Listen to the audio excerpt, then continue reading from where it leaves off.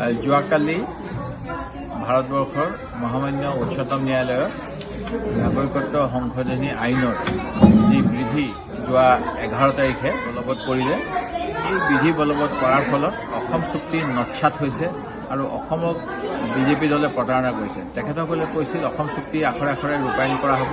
71 চনৰ পিছত অহা কোনো বিদেশীক ভাৰতবৰ্ষৰ অসম প্ৰদেশত বসবাস কৰিবলৈ অনুমতি দিয়া নহ'ব, আৰু যদি এনে কৰিব লাগে তেতিয়াহ'লে নাগৰিকত্ব সংশোধনী আইনৰ আওতাৰ পৰা অসমক বাহিৰত থ'ব লাগিছিল। কিন্তু সেয়া নকৰি অসম চুক্তিক উলংঘা কৰিলে। এই কথাটো অতি দুখনীয়, কাৰণ আমি সকলোৱে জানো অসম চুক্তিৰ যোগেদি অসমত স্থায়ী শান্তি আনিবলৈ সেই সময়ৰ প্ৰধানমন্ত্ৰী ৰাজীৱ গান্ধী ডাঙৰীয়াই যত্ন কৰিছিল, আৰু অসমৰ সকলো ৰাইজে এই চুক্তিখন মানি লৈছিল যাতে আমাৰ অসমত কোনো বিদেশী নতুনকৈ আহিব নোৱাৰে।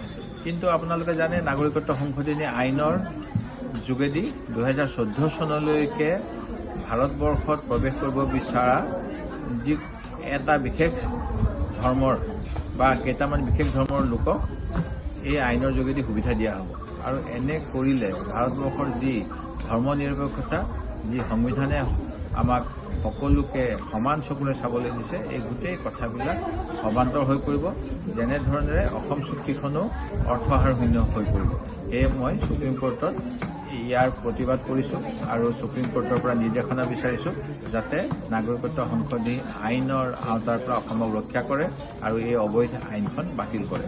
দ্বিতীয়তে, আমাৰ দলৰ ফালৰ পৰা আৰু বিভিন্ন দলৰ ফালৰ পৰা হৰতালৰ আহ্বান দিয়া হৈছিল। হৰতাল শব্দটোৰ অৰ্থই হৈছে যে স্বেচ্ছামূলকভাৱে কোনো ধৰণৰ ভাবুকিৰ দ্বাৰা প্ৰভাৱিত নহৈ চৰকাৰী যিকোনো কামৰ বিৰুদ্ধে যদি কোনোবাই নিজে প্ৰতিবাদ কৰিব বিচাৰে, তেওঁৰ নিজৰ ব্যৱসায় বন্ধ কৰিব বিচাৰে আৰু ইয়াৰ যোগেদি চৰকাৰখনক তেওঁলোকে কৰা ভুল কামৰ বিৰুদ্ধে সকিয়নি দিব বিচাৰে, সেয়া আমাৰ গণতান্ত্ৰিক এটা প্ৰতিবাদৰ পথ।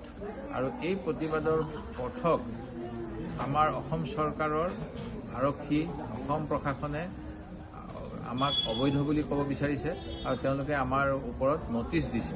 এয়াও দুৰ্ভাগ্যজনক। এই বিষয়টো মই মহামান্য উচ্চতম ন্যায়ালয়ৰ দৃষ্টিগোচৰ কৰিছোঁ। মই আশা কৰোঁ উচ্চতম ন্যায়ালয়ে আমাক ন্যায় দিব।